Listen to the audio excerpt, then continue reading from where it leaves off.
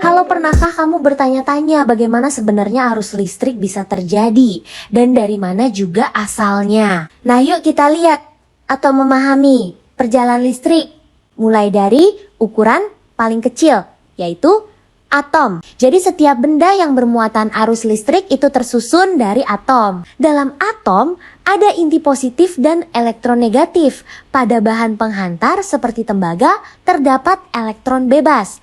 Elektron ini tidak terikat kuat pada inti atom. Mereka dapat bergerak dengan bebas antara atom-atom. Tetapi gerakan ini belum disebut arus listrik. Lalu apa dong yang mengubah gerakan acak ini? Dan jawabannya adalah tegangan arus listrik. Nah, ketika kita menghubungkan baterai ke penghantar, sisi positifnya dan sisi negatifnya akan muncul. Jadi sisi negatif mendorong elektron, sementara sisi positif menariknya. Ini menciptakan gaya yang membuat elektron bergerak teratur. Ketika elektron mengalir dengan arah yang sama, inilah yang disebut arus listrik. Arus listrik adalah aliran elektron yang memulai penghantar. Secara ilmiah, elektron bergerak dari negatif ke positif. Namun, dalam ilmu listrik kita menggunakan konsep arus konvensional. Jadi arus mengalir dari positif ke negatif, bukan negatif ke positif. Meski berbeda, kedua arah menjelaskan fenomena yang sama. Ketika arus mengalir, energi listrik dapat berubah menjadi cahaya, panas, atau gerakan. Nah, itulah sebabnya lampu merah menyala, motor berputar, dan perangkat berfungsi. Selanjutnya, arus listrik terjadi karena elektron bebas yang digerakkan tegangan. Semuanya dimulai dari pergerakan elektron dari atom kecil hingga energi besar yang kita gunakan setiap hari. Intinya tegangan adalah beda potensial yang mendorong elektron bergerak, sedangkan arus adalah jumlah elektron yang mengalir melalui suatu penghantar. Keduanya saling berkaitan. Tanpa tegangan, arus tidak mengalir, dan besar kecilnya arus dipengaruhi oleh tegangan serta hambatan. Ini menjadi dasar utama dalam memahami sistem kelistrikan agar penggunaan listrik aman dan efisien. Jadi, itulah dasar arus listrik dan tegangan. Nah, sekarang yuk membahas K3LH di bagian kelas. K3LH di Lab DKV.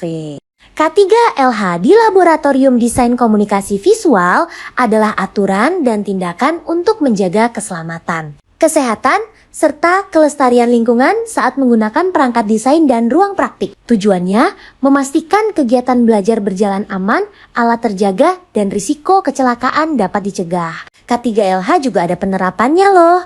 Kalian mau lihat gimana? Ya udah, yuk simak baik-baik.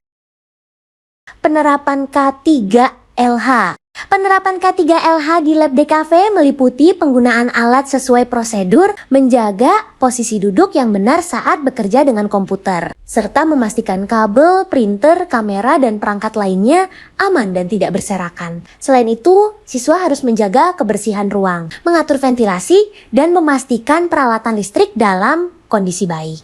Jadi, itu tadi penerapan K3LH yang benar. Sekarang yuk ikut saya mengetahui contohnya. Contoh perilaku K3LH di Lab DKV antara lain tidak makan atau minum di dekat komputer, mematikan perangkat setelah selesai digunakan, menggunakan masker saat bekerja dengan tinta atau bahan kimia, dan melaporkan kerusakan alat kepada guru. Dengan menerapkan K3LH, kegiatan desain menjadi lebih aman, tertib, dan nyaman. Dan akhirnya, pemahaman tentang arus listrik dan penerapan K3LH di Lab DKV sangat penting untuk mendukung kegiatan praktik yang aman dan tertib dengan mengetahui risiko serta prosedur keselamatan. Setiap pengguna lab dapat bekerja lebih teliti dan terhindar dari kecelakaan melalui penerapan disiplin dan kepedulian terhadap lingkungan kerja. Diharapkan seluruh aktivitas di Lab DKV dapat berlangsung dengan baik, aman, dan produktif.